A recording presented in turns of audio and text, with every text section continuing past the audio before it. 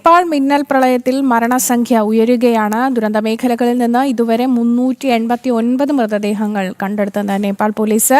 തൃശൂലി ജലവൈദ്യുത പദ്ധതിയിലെ തുരങ്കത്തിനുള്ളിൽ മണിക്കൂറുകളോളം കുടുങ്ങിക്കിടന്ന 350 പേരെ ദൗത്യസേന അത്ഭുതകരമായി രക്ഷപ്പെടുത്തി. ദുരന്തമുഖത്തു നിന്നും ഇതുവരെ 883 പേരെ രക്ഷപ്പെടുത്തിയെന്ന് നേപ്പാൾ പോലീസ് അറിയിച്ചു. അതേസമയം ദുരന്തമുഖത്തേക്ക് അത്യാവശ്യ മരുന്നുകളും ദുരിതാശ്വാസ സാമഗ്രികളുമായി ഭാരതം വ്യോമസേനയുടെ വിമാനങ്ങൾ നേപ്പാളിൽ എത്തിക്കഴിഞ്ഞു എന്നും വിവരങ്ങളുണ്ട്. പ്രദേശത്ത് രക്ഷാപ്രവർത്തനം പുരോഗമിക്കുകയാണ്. ആദർശ് TS ആണ് ഡൽഹിയിൽ നിന്നും വിവരങ്ങൾ നൽകുന്നത്.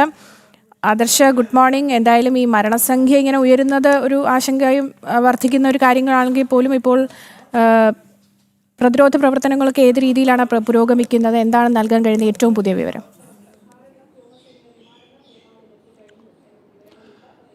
ആര്യശ്രീ, നേപ്പാളിനെ സംബന്ധിച്ചിടത്തോളം മിന്നൽ പ്രളയം വലിയ നാശം തന്നെയാണ് വിതച്ചിരിക്കുന്നത്. ഇതുവരെ കണ്ടെത്തിയ മൃതദേഹങ്ങളുടെ കണക്കാണ് നേപ്പാൾ പോലീസ് പുറത്തുവിട്ടിരിക്കുന്നത്. 389 മൃതദേഹങ്ങൾ കണ്ടെത്തി എന്നുള്ള വിവരമാണ് നേപ്പാൾ പോലീസ് നൽകുന്നത്. ഒപ്പം തന്നെയാണ് തിബറ്റിൽ നിന്നും 3 മൃതദേഹങ്ങൾ കിട്ടിയിരിക്കുന്നു എന്നുള്ള ഔദ്യോഗികമായിട്ടുള്ള വിവരം പുറത്തു വരുന്നത്. അങ്ങനെയെങ്കിൽ ഈ നേപ്പാൾ മിന്നൽ പ്രളയത്തിലെ മരണസംഖ്യ 392 ആയിരിക്കുകയാണ്. നേപ്പാളിൽ മാത്രമല്ല, നേപ്പാളും ചൈന അതിർത്തിയിലുണ്ടായ ഈ മിന്നൽ പ്രളയം അത് തിബറ്റിലും കനത്ത നാശമാണ് വിതച്ചിരിക്കുന്നത്. രക്ഷാപ്രവർത്തനം പുരോഗമിക്കുന്നു എന്നാണ് നേപ്പാൾ പോലീസ് ഔദ്യോഗികമായി അറിയിച്ചിരിക്കുന്നത്. കാണാതായവരുടെ എണ്ണം സംബന്ധിച്ച് ഇപ്പോഴും ഔദ്യോഗികമായിട്ട് നേപ്പാൾ പോലീസ് ചില വിവരങ്ങൾ നൽകുന്നുണ്ടെങ്കിലും അത് മറ്റ് ചില റിപ്പോർട്ടുകളുമായി വെച്ച് നോക്കുമ്പോൾ ചില പൊരുത്തക്കേടുകൾ ദൃശ്യമാണ്. കാരണം നേപ്പാൾ പോലീസ് നൽകുന്ന വിവരമനുസരിച്ച് 882 പേരെക്കുറിച്ച് മാത്രമാണ് ഇനി വിവരം ലഭിക്കുവാനുള്ളതെന്നാണ്. ഒപ്പം തന്നെ തിബറ്റിൽ നിന്ന് 556 പേരുടെ വിവരങ്ങൾ ലഭ്യമല്ല എന്നുള്ള വിവരം തിബറ്റൻ അധികൃതരും പുറത്തുവിടുന്നുണ്ട്. അതേസമയം മറ്റ് വിദേശ രാജ്യങ്ങളിൽ നടക്കമുള്ള ടൂറിസ്റ്റുകളുടെ കണക്കുകൾ ചില രാജ്യങ്ങൾ പുറത്തുവിട്ടിട്ടുണ്ട്.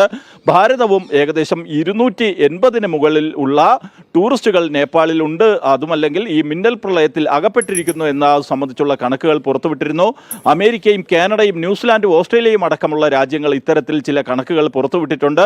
ഈ കണക്കുകളൊക്കെ നേപ്പാൾ ടൂറിസം ബോർഡ് പരിശോധിക്കുകയാണ് എന്ന് വ്യക്തമാക്കുകയും ചെയ്തിട്ടുണ്ട്. അങ്ങനെയെങ്കിൽ ഒരുപക്ഷെ ഈ കാണാനില്ല, അതുമല്ലെങ്കിൽ വിവരം ഇതുവരെയും ലഭിച്ചിട്ടില്ലാത്തവരുടെ സംബന്ധിച്ചുള്ള നമ്പർ അത് ഇനിയും മാറുന്നതിന് സാധ്യതയുണ്ട്. എന്തായാലും നിലവിൽ നേപ്പാൾ പോലീസ് കഴിഞ്ഞ ദിവസം നൽകിയിരിക്കുന്ന ഔദ്യോഗികമായ കണക്കനുസരിച്ചാണ് 882 പേരെ കുറിച്ചുള്ള വിവരങ്ങളാണ് ഇപ്പോഴും ലഭ്യമല്ലാത്തത് എന്നാണ് നമുക്ക് മനസ്സിലാക്കാൻ കഴിയുന്നത്.